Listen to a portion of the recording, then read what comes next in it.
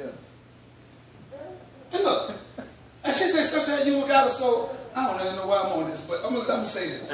She says you don't got to sow nothing if you can reap, and you can reap something. And if you don't sow nothing, you still gonna get something somewhere.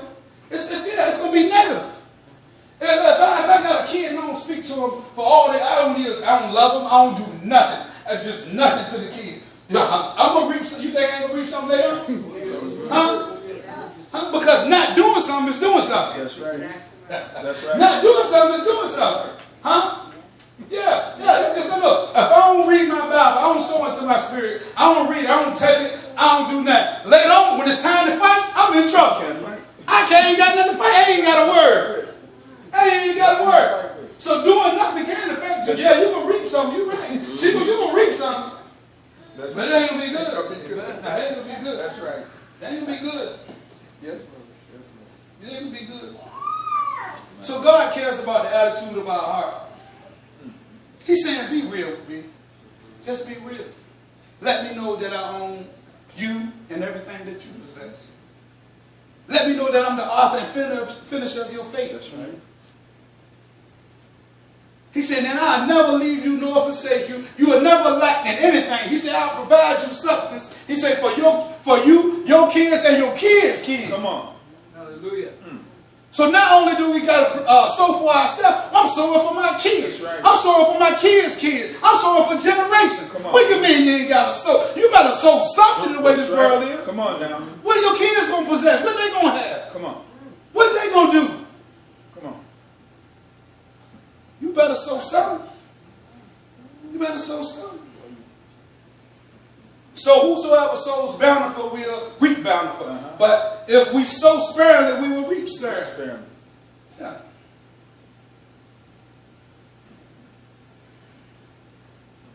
So what God wants us to do, whatever resources we have, if we have monetary resources, He wants us to give it. Or they may end up controlling your heart. He's specific on money because money is the root. That's right. Come on now. Of all it. Now it ain't about the money. It's about the love of money. That's right. So that's why He deal with us on the money aspect. Because look, I'm gonna tell you something. I told my brothers, we was talking the other day. I said, now God showed me how to make decisions not based on money. And I said, I'm free. That's right. When you're able to do that, I mean, look, if God said go here, I don't care about no job. I don't care. Whatever He said me to do, I make decisions on God. I don't make decisions. Because I used to make decisions on money. Oh, I got to pay the bills. I got to do this. I stopped doing that. And then like I intentionally did it. He did something in me. And then I said, oh, okay. And then people think I'm crazy. I can have no money and I go give to people or whatever. You know what I mean? I don't got to have nothing. I go give. I go do this. And it sounds crazy. And it make even look stupid. Yeah. Even when I just walked away from a job, I lost $5 per hour. Huh? Why? Because God said go. It's time to go. Now, how can God show up and show out if you ain't going to listen to His direction? Come on now. If you ain't going to give Him an opportunity. That's if right. you keep taking care of Him and pacifying, how can God show up and show you His true self? Come on. That He is Jehovah Jireh. How can He? How can He? So when He told me to walk away, I walked away. That's right. And I haven't laughed. I haven't missed a meal. I haven't left. Huh? Come on now. Not only that, check this out. I left that job, make less. I probably almost made, and I was working a lot of overtime. I probably made. I was making what I was making there in a week. I make in 2 weeks, right? So I lost.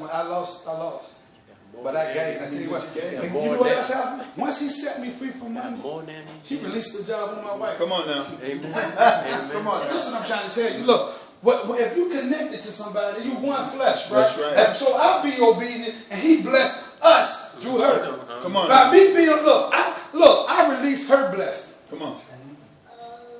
What if I would have stayed in the way? Huh? I stayed in the way. We got the money. The devil had a ball. He just keep him in. He had a ball. But I walk away, and I say, I trust you, Lord. Trust you, Lord. I said, I trust you, Lord. So then He said, all right, boom. Open up the door. He opened up the door. He opened up the door. So sometimes we got to get out of the way. That's right. Yes. So money is a heart issue. It's an issue of the heart. Many of us don't give because we're afraid of losing what little resources we have. Come on. Some people think, and God, some people think that the more we take, the more we have. Just as used when I was hustling. The more I made, the more I spent, man. The more I made, the more I spent. It's like I had holes in my pocket. The more I gave away, the more people you took care of, the more you did, the more. It seemed like you never had nothing. You had to keep going and going and going and going. Mm-hmm. But in the kingdom of God, it worked different. That's right. He said, whatever you give, He's going to give back to you. It's going to be pressed down, shaken together, and it's going to be running over. Mm. And then later on, He said, prove me. He said, prove me. Yes. He said, test me. He said, I'm not a God that I should lie, nor the Son of Man that I should repent. He said, it's got to happen. If I said it's going to happen, it's going to happen. That's right. Jesus assures us that whatever we have belongs to Him anyway. Amen. And if we give it away, He will replace it with everything that we need according to His riches and glory. When He says according to His riches and glory, remember, He's giving out of His abundance, not of what we have or what man have. Right. God is giving out of His riches and glory. That's a blessing right there. That's a blessing. Because what man possesses is nothing compared to what God has. That's right. And the things that God has, He's going to give you. It's not going to just be a material thing. It's going to be some supernatural things that He's going to give you that's going to free you. That's going to free your mind. That's going to give you the ability to fellowship with Him on a deeper level. It's going to give you peace. He'll give you some. Look, peace. Money can't buy peace. Money can't buy peace. God will give you a certain kind of peace that in the middle of chaos, in the middle of trouble, you'll still be standing and say, all is well. All is well. Huh? You know what He do? He protects the inside of you with His peace, right? So look, you take a boat, for example. A boat, it can go through the storm, right? It can go through the water. It's designed to go through the water, but it's a problem if the water get in the boat. Come on. So that's what God's saying to you. He said, you designed to bear it all. You designed to go through it. He said, you can take it, but if the outside end up getting in the inside, then you got trouble. That's right. Come on. He said, so I give you peace so that the outside won't affect the inside, so you can continue following me, trusting me, and it won't even affect you. Hallelujah. That's good. Huh? That's good word. That's good word. Hey! So that's what God said. He said you designed to go through it. He said you built for it. He said you built for it. He said, as long as you don't allow that outside stuff to get in the inside, He said you good. He said, but when the outside starts getting in the inside, there's trouble in the land. That's right. He's saying there's trouble in the land. So God said, I'll give you a peace that surpasses all understanding. He said it's uncomprehendable. He said, you'll be like Job, and look, the wife gone, the kids gone, the food gone, everything gone, and you still be saying, I'm going to trust Him. And you be still saying, and you be calling those things that which are not. You be saying, I'm blessed. People looking at you crazy. There ain't no food. You don't know how you pay. And you be still saying, I'm blessed. I'm highly favored. That's why they call us a peculiar people, because God will make you peculiar. He'll put something on the inside of you that nothing to bother you. Right. And people be like, you see that girl? Oh, hell, look at she's smiling. Look, she's smiling for. What he smiling for?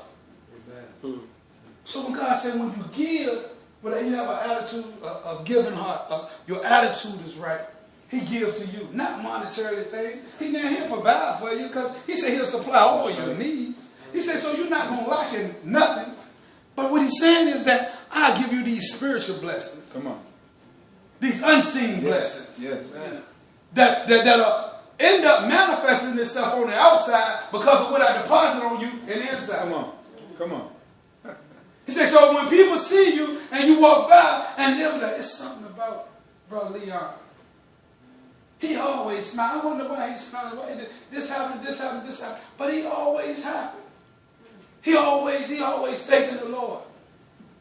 And they be thinking we crazy, but then they want it. Come on. Huh? Yeah. The message you later on text. I need to talk. Can I talk to you? On the down low. On the down low. Maybe you can help me out. They want what you want. What you got. Come on. Right? But you gotta say to get what I gotta get, you gotta surrender all. Right.